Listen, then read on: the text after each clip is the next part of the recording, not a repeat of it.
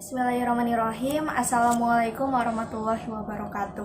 Yang saya hormati dosen pengampu mata kuliah Seminar Pendidikan Agama Islam, Bapak Dr. Cucu Surahman MA, dan teman-teman yang berbahagia, semoga senantiasa dalam lindungan Allah Subhanahu wa taala.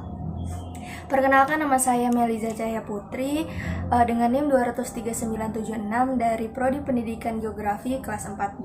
Di sini saya akan sedikit menjelaskan terkait proposal yang saya dan teman-teman saya buat yang berkaitan dengan analisis implementasi pasal 29 ayat 2 Undang-Undang Dasar 1945 tentang kerukunan dan toleransi antar umat beragama dalam perspektif Islam di Universitas Pendidikan Indonesia.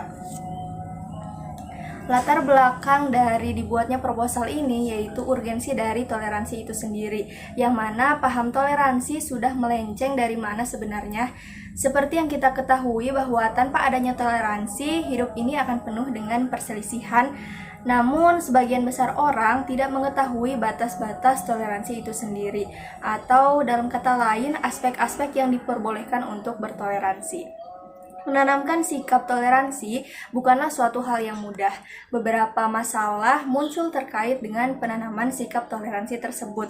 Dewasa ini, toleransi bukan lagi dijadikan semangat dalam menjaga kerukunan, tetapi sudah digunakan sebagai alat untuk melemahkan kekuatan akidah, khususnya untuk umat Islam di Indonesia.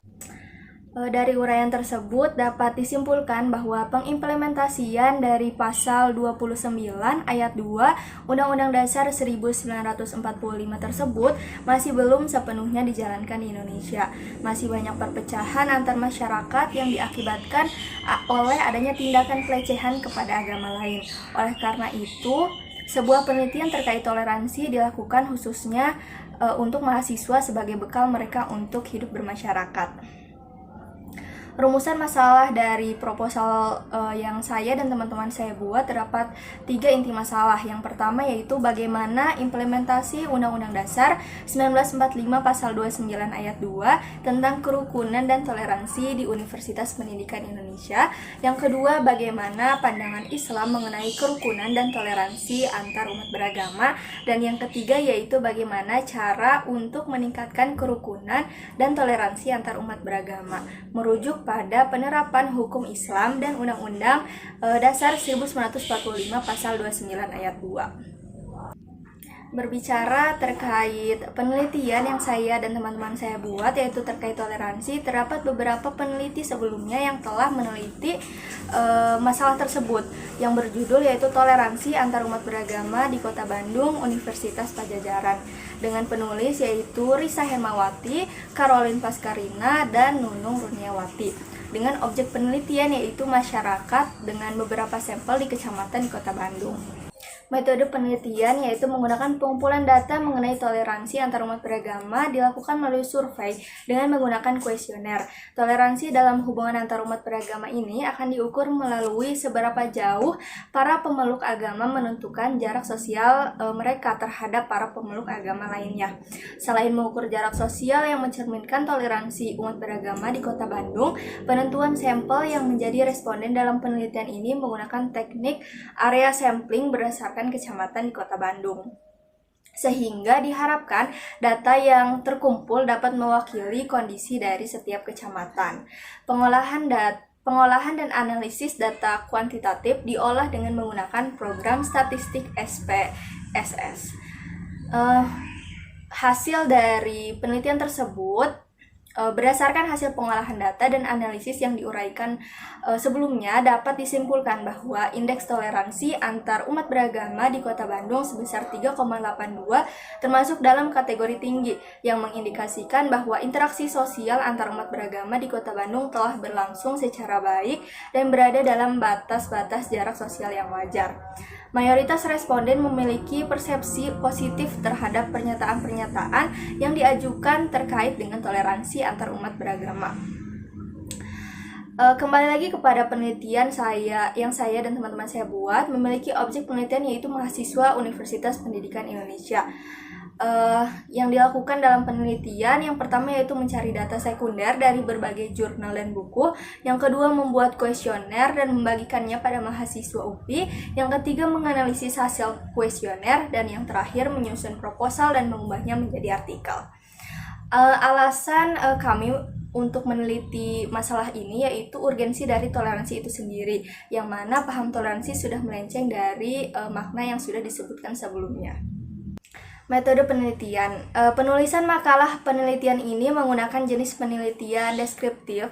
Penulisan deskriptif ini adalah sebuah gambaran atau paparan suatu keadaan sebenarnya menggunakan kata-kata yang jelas dan didapatkan dari data-data secara apa adanya. Dalam studi kasus ini, peneliti melakukan pengumpulan data di lapangan dibantu dengan perangkat lunak administrasi survei, yaitu Google Form.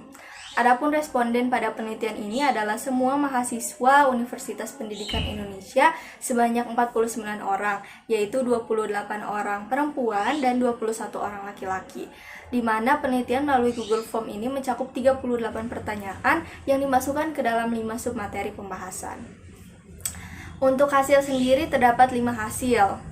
Berdasarkan data hasil kuesioner di atas terbagi ke dalam 5 sub materi pembahasan. Di antaranya yang pertama yaitu persepsi responden tentang toleransi antarumat beragama di Universitas Pendidikan Indonesia. Berdasarkan data kuesioner didapatkan bahwa mayoritas responden memiliki persepsi positif terhadap pertanyaan-pertanyaan yang diajukan terkait dengan kerukunan dan toleransi antarumat beragama. Yang kedua yaitu sikap terhadap toleransi. Berdasarkan data kuesioner didapatkan bahwa mayoritas sikap responden menunjukkan sikap yang positif, di mana responden terbuka dalam berinteraksi sosial dan tidak merasa ada masalah apabila harus berinteraksi dengan pemeluk agama lain.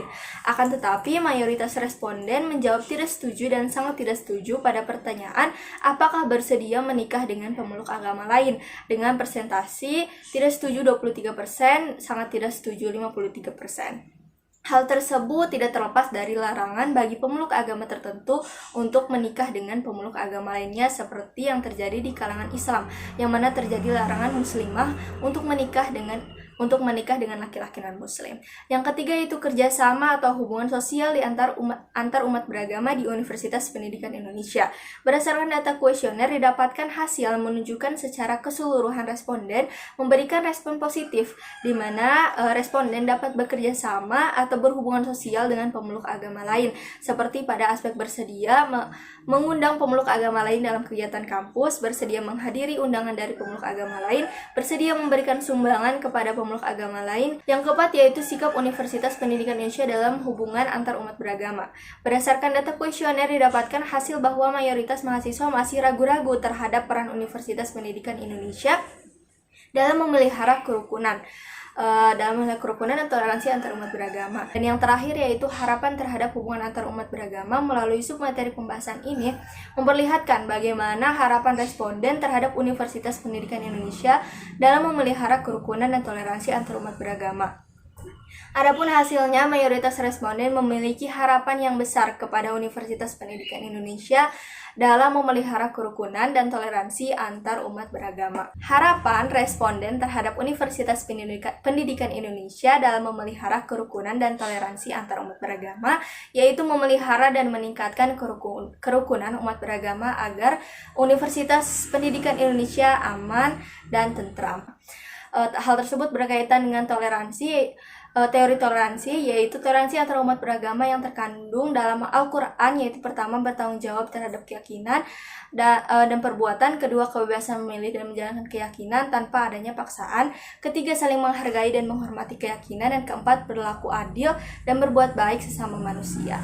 Yang terakhir yaitu kesimpulan. Kerukunan ialah hidup damai dan tentram, saling toleransi antara umat beragama, kesediaan mereka untuk menerima adanya perbedaan keyakinan dan dengan orang atau kelompok lain, membiarkan orang lain untuk mengamalkan ajaran yang diyakini oleh masing-masing masyarakat, dan kemampuan untuk menerima perbedaan berdasarkan hasil responden secara Rata-rata masyarakat memiliki respon yang positif terhadap toleransi. Islam menghormati setiap agama tertentu untuk menjalankan ibadahnya sesuai dengan keyakinan. Mungkin cukup sekian penjelasan proposal saya yang mana dibuat untuk memenuhi tugas ujian akhir semester mata kuliah Seminar Pendidikan Agama Islam. Terima kasih, mohon maaf apabila ada kekurangan. Wassalamualaikum warahmatullahi wabarakatuh.